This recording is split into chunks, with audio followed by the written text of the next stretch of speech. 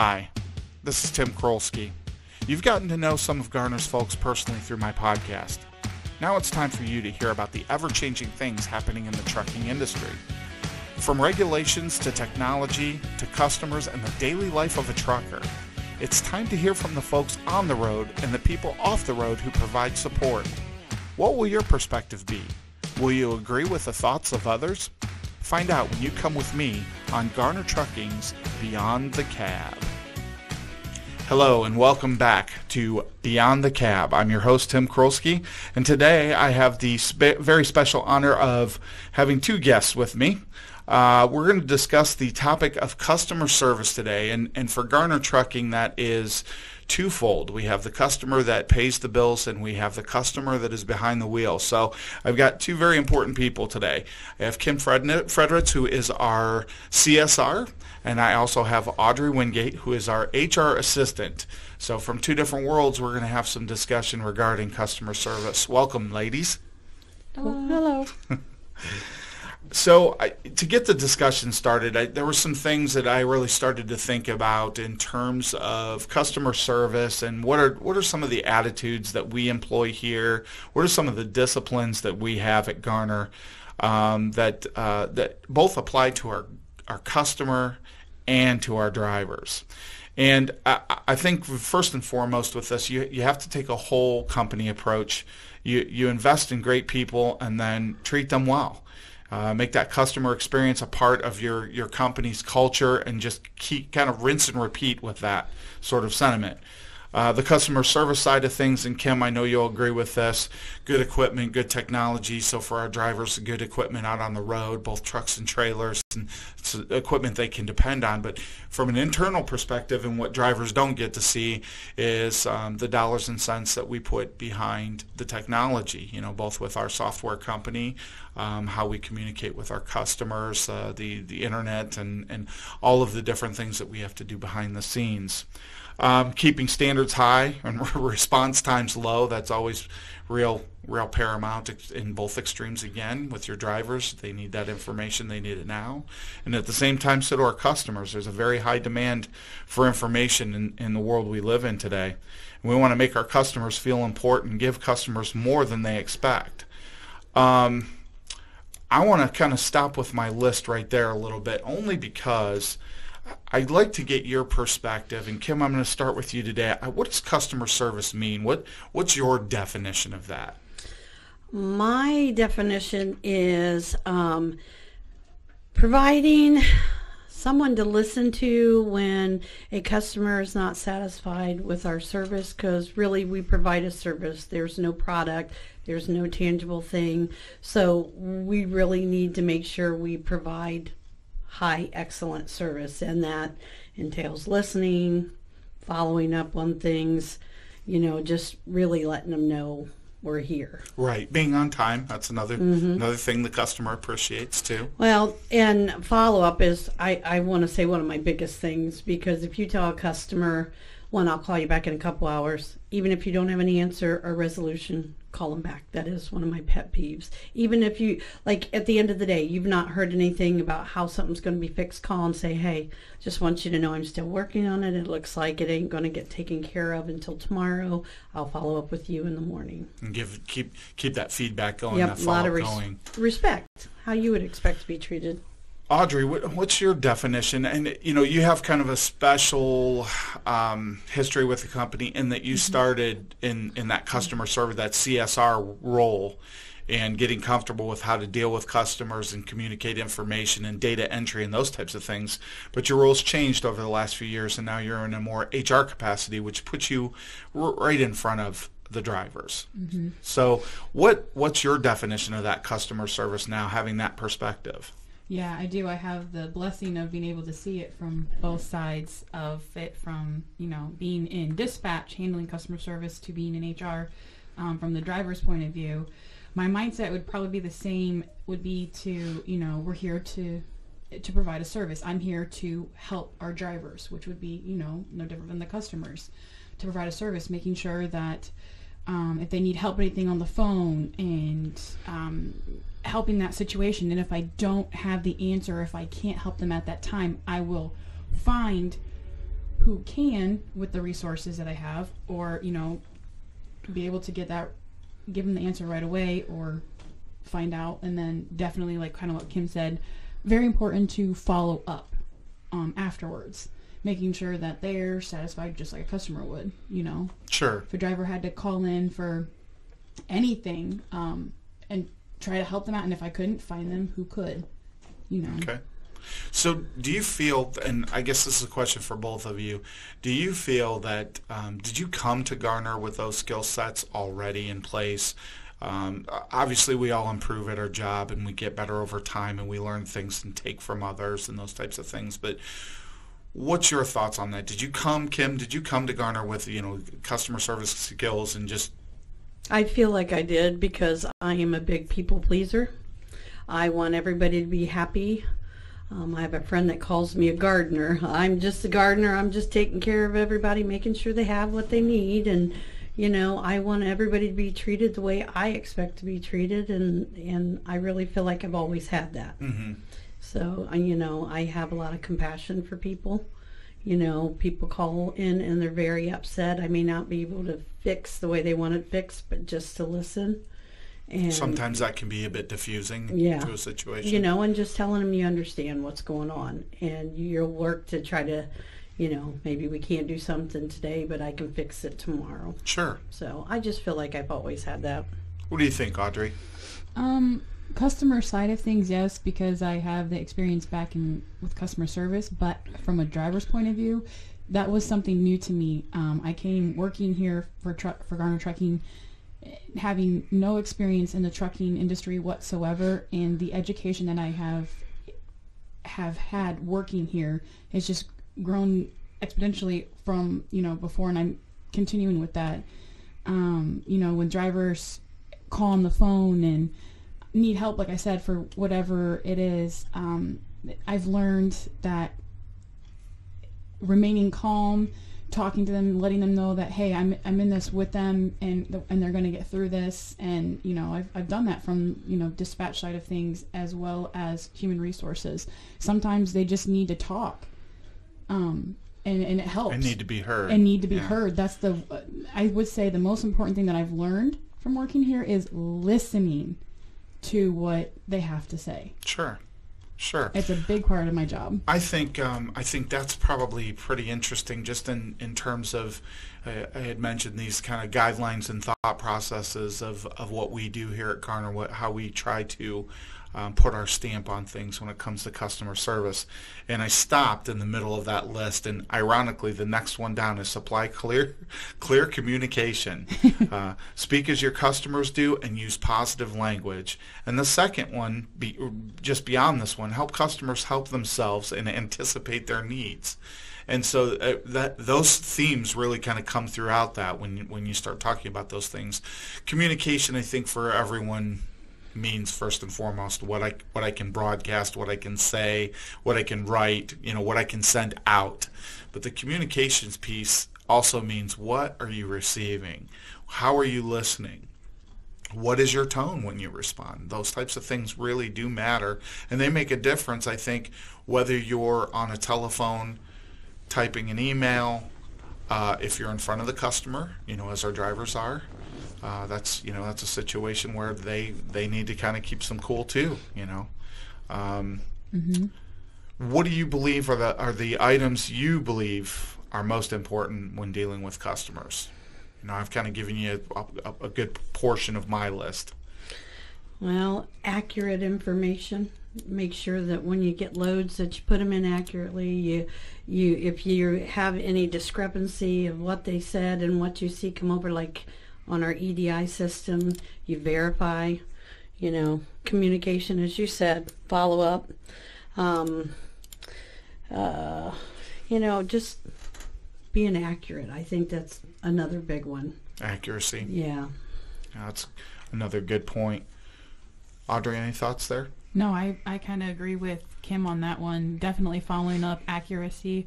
I would also say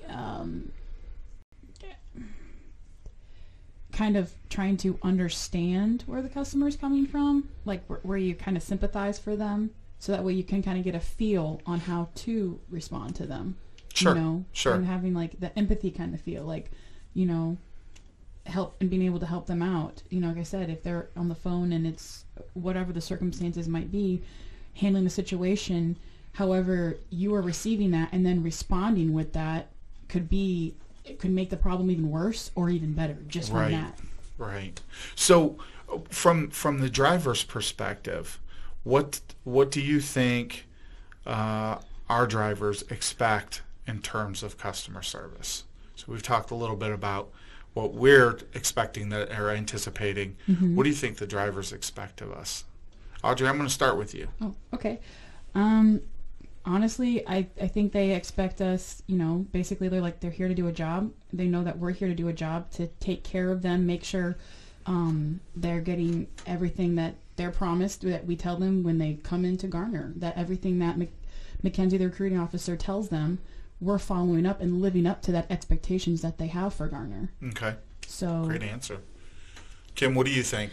You've got a different perspective being in the office every day with operations. One of my big things is if I have a call from a driver that says, okay, I'm at this place and they won't let me use the facilities, and you know, I really gotta go and I gotta, having them be treated with respect. I don't want them to go in somewhere where they're treated like second-class citizens. And I address every issue that's told to me about my customers, you know, because they are Garner. They're the face of Garner. So any issue they come with me, I call the customer. I call and say, hey, this is going on. And then I follow back up with a phone call with the driver and say, I've talked to them verbally, I've emailed them, this is their response, and I'll read the response that I get because, you know, and I try.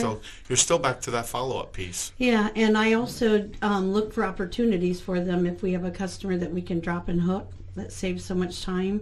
And if we're not dropping and hooking, I will see if we can. We try to do all those opportunities to keep the drivers moving. Sure. With their clock. So. Sure. What do you think are the differences between that customer that's paying the bill and the driver in terms of customer service? Are there differences? And what would you point out as the differences? And if not, why? I don't think there's differences. My opinion, we all want the same thing. We want respect. You know, we want to do a good job. You know, I think that the drivers are the face of Garner, so they're just as much as a customer service as the customer wanting good service. I don't know if I've worded that correctly. Yeah, no, I think very well said. People don't always look at the drivers as a customer, but they are. You know, to me, they're one of the most important. Of course, the other customers are, but the drivers are out there. They're on the front lines. They're the face of Garner. Right. So. I think it's interesting. I actually had a conversation with one of our drivers just this morning about some treatment issues when it comes to some customers, not all. We have some outstanding customers that really understand the value of good drivers and what that value provides for them in terms of transportation and capacity. But you do get some ancillary one-off type situations that you get into where drivers just poorly treated. As you pointed out earlier, you know, we get into a situation where we find out we don't have restrooms available, facilities available for a driver. You know, that's basic human needs type stuff. It's just completely unacceptable. And, you know, we try to react to those situations when we find out about them. Unfortunately, you don't find out about them a lot of times until the driver's actually in that position and dealing with, you know, such and such who might have had a terrible day, you know. Audrey, what do you think? Customer service, the needs the same with the customer or different? I guess being in HR, call me crazy, I feel like maybe like drivers, I handle them, I'm with them more for that thing that if it wasn't for drivers, I wouldn't have a job. You know, same with the customers. Right. Yes, they're here to do a service, but our drivers, I guess personally, I would see them a little more important than a customer. Okay. I mean, well, and I think you've got the balance of both that are delicate. Yes. You know, certainly from the driver's standpoint, it's a skill mm-hmm. set, Yes. And in order to be able to provide that skill set for the customer Mm-hmm. who's willing to pay the bills for it, you've got that dynamic there that both really do need to be Absolutely. comfortable, happy, getting the answers they need, meeting the demands. What about in terms of failures? What I know one of the other things that I've always felt, and I think that we live up to, is not making excuses when there is a failure, because it does happen. Things go on. You've got to make those corrections. What do you think about that, Kim? I guess I defer to you only because, if there's going to be a failure, you're going to be the one that has to deal with it front line, right? Yep. One of the first things I do, I apologize for whatever it is. I kind of just, even though it's not something that I was directly involved, we're a team here at Garner, and I apologize for whatever it is. I try to figure out how we can correct it. I just own up to it. They don't want to hear excuses. Okay, our truck was late, and I'm really sorry. I try to be very proactive on stuff like that, but sometimes there's a lot of things going on. You miss things. And if I don't tell them, and they ask me, I'm like, oh, I am very sorry. I should have notified you earlier. I didn't catch it. This is what's going on, and I just state the facts. Mm-hmm. Like you taught me when I started here, transparency. You don't have to try to go and remember fibs if you tell the truth. Right. So. Well, and on top of that, I think the other side of that, and probably what's most important, is we can all acknowledge, I think most of our customers are understanding if there is a failure. It's more important about what are we going to do about it. Mm-hmm. How are we going to solve that? How are we going to fix that situation? And I think that's where the success really is when you get into those situations. What about for you, Audrey? From your standpoint, avoid making excuses. That's a high priority on my list. I think people see right through that stuff. I think even sometimes when you're telling the absolute truth, you'll get an individual that wants to debunk the factual nature of the truth. There might be, there might be those individuals, but I think kind of like what Kim had said, definitely like apologizing and trying to fix the situation so it doesn't happen again. Right. That's the main thing is being honest up front, apologizing and being sincere when you mean it, and don't sound like it's like a recording. You're just monotone saying it. Right. I'm sorry. Yeah, I'm sorry. This won't happen again. You know. Well, I think you bring up a good point, because you do have that immediate situation that you've got to address and acknowledge. Mm-hmm. Here is the failure. We want to notify you of that. Here's what we're going to do to fix it for you specifically, whether it is a driver or a customer. But then the third piece to that is your point, long term. Well, how are we going to fix this so this doesn't happen again? Mm-hmm. And I think that has real value too. And that's through my journey. That's one of the big things that I learned very early on in my time in sales, was exactly that. You get to this point where, okay, that's fine. You had this problem. You solved it for me right now. But what are you going to do to prevent that in the future? And it's looking at those root causes to really try and provide better customer service ultimately, and better the organization through that. I also had some notes on how to close a conversation, provide clear and concise responses. The closing of the conversation, I think, it's one thing when you start talking about the sales effort.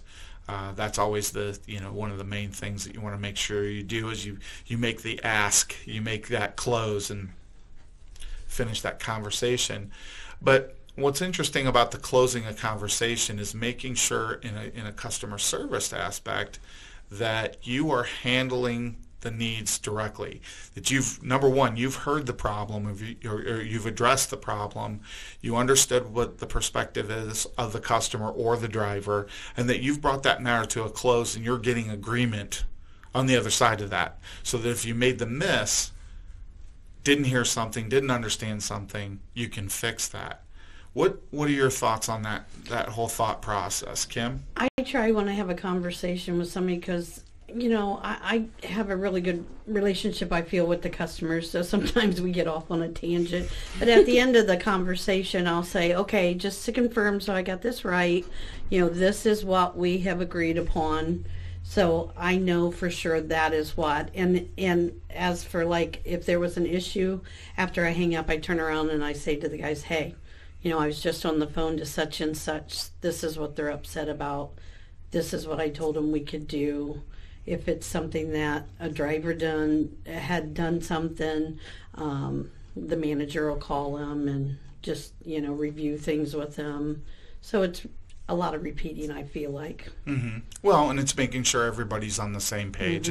I think, Audrey, that's probably true with the HR side of things as well. Yes, it was funny because you said that, repeat the word, and I was like, that's the main thing is, like, I have the drivers that will call in and have the issue and stuff, and you get, my side, it's more like, you get kind of like friendly with them, so like you can do like a warm send-off, and actually a lot of the things that I say to the drivers, what I'll say is, before I'm closing, I'll say, drive safe out there. And 9 times out of 10, I'll have a driver be like, well, I will, but I can't promise the crazies out there. And I'm like, oh yeah, stay away from the crazies. We have some in the office too. Like, give off like a funny, warm send-off. Humor works. Sure. I'll buy that. I'll buy that. Repeating it, also the problem, fixing the problem, but also being able to humanize the closing of the problem. So what are the things that you look for, Audrey? Let's say you go to the store, you're making a purchase, you're calling a customer service line, you've got a problem, let's say, with your cable or your, something. What's your expectation? What do you expect as the customer? My expectation is to help fix the problem, solve it, and I'm hoping that they're going to talk to me and treat me with respect just as I would over the phone to them. Because if there's a situation, immediately, my emotion of anger and is gonna come out. But then I have to tell myself, count backwards from 10 and calm down and be kind to that person, and hopefully they understand where I'm coming from, so they can fix that problem back. Okay. So. All right. Kim, do you have the same approach? Yeah, sometimes I'm not so good at holding my temper, and I will get on the phone and say, I want to apologize right now because I do customer service, and I know this isn't your fault, and you just work for this company, but. So it's really holding your cool. Yeah. I just respect me. I tried to call a company last night, and they're like, your hold time is 25 minutes. Really? I'm the most important person on your list per your message, and I'm 25? So, practice what you preach. Yeah. Yeah, I know that I feel it is easier, to both your points. It's a little easier to be the aggressor when you're in a situation where you're feeling mistreated. And I think, being in customer service, for both of you can agree that sometimes you end up being on the receiving end of that, from the customer service standpoint. Kim, what's it like working with our customers? Rewarding but challenging because, every customer is so different. I have some customers that send over the load and they're happy-go-lucky. You don't hear anything from them unless something goes wrong. And I have customers that want to know when you pick it up and ETA, where they're at an hour ago. And so there's a lot of diversity in what they expect. Sure. So knowing the little intricates in and out helps. I know if I'm off a day, Rex will come back and say, oh my goodness, all these people have this and this to do. And, it's hard to do everything for everyone. So since I do it quite a bit, I just kind of know their ins and outs. Okay. What about from your end, Audrey? I think the word I would have to say would be interesting. Interesting? Yes, the word interesting, because every day is an adventure and you really don't know what you're going to get yourself into. So it's an interesting. Well, that's fair. I think that's very fair. Yeah. Well, I think that's, for those of us that have the sickness and have decided to make a career in trucking, that is part of the quite frankly, that's part of the sexiness of it, is that it's going to be something weird is going to happen today. There is going to be something that goes on that you have not encountered. Yes. And I can say after my short time in trucking, it's been absolutely true. Each day is an adventure, and that's what I like about it. I think that's what brings people coming back. It's what keeps a smile on everybody's face after they had a frown the day before, right? I go in, the first thing out of my mouth is, okay, what issues do we got this morning? And they'll go down a list. Well, not always though, because I've been in that office sometimes in the morning where we've just got nothing that's cooking. Yeah, which is amazing and wonderful. Yeah, that's a real blessing when those things happen. The final item I had on my list was monitoring customer feedback and paying respect to the customer complaints and registering those and remembering those. And it really kind of follows suit with what Audrey said in terms of having that long-term solution, right? Mm-hmm. That's from that feedback that we get that stuff. Audrey, what would you say in terms of the feedback? What do you use? What tools do you have? What things do you do that either document or remember feedback on a situation from a driver's perspective? From a driver's perspective. Yeah. I have like it might be old school, but I have like a notepad, notebook. I think I always say over communicate, and I do the same thing where in HR where I email. I make a checklist. I have Post-it notes all over. Like it's everywhere in multiple places, documenting everything, having it there, text messaging, all of it. I know we do driver surveys for a lot of different things throughout the course of the year, and that piece is about customer service as well. We just sent one out. We started doing town hall meetings about a year ago, and we don't want to inundate people with a bunch of questions and stuff that nobody's ever going to get back to you on, right? You just want to know the information. Yes, that's most important. But I think even in doing that, I've noticed this past year with all the webinars and stuff that you get on, you close out the webinar and what happens? The first thing you've got is a questionnaire asking you about those types of things. In essence, again, another customer feedback. Kim, we don't do a whole lot of that from the customer side of things.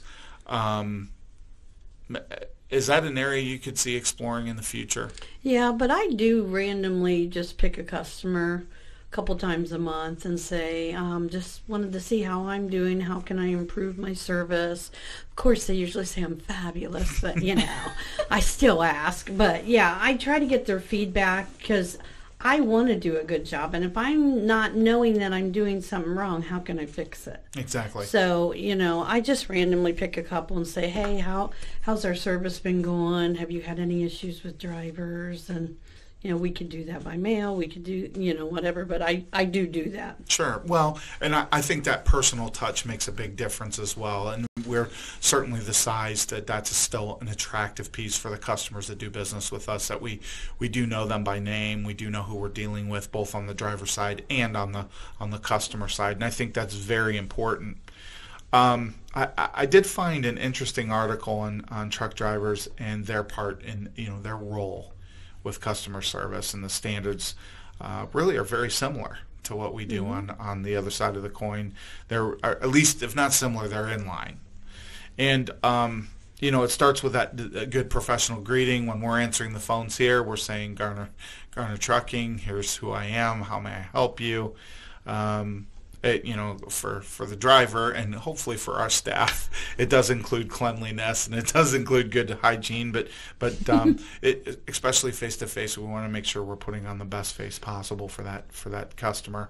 Timely communication, the ability to deal with difficult people at sometimes. Again, same thing internally, and they do come up against that stuff out on the road.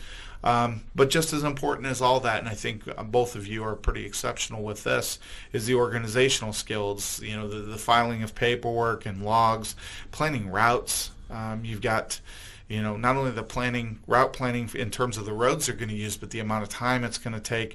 All of this steps back to that customer service, the amount of time they're going to take for breaks, food stops, all these things.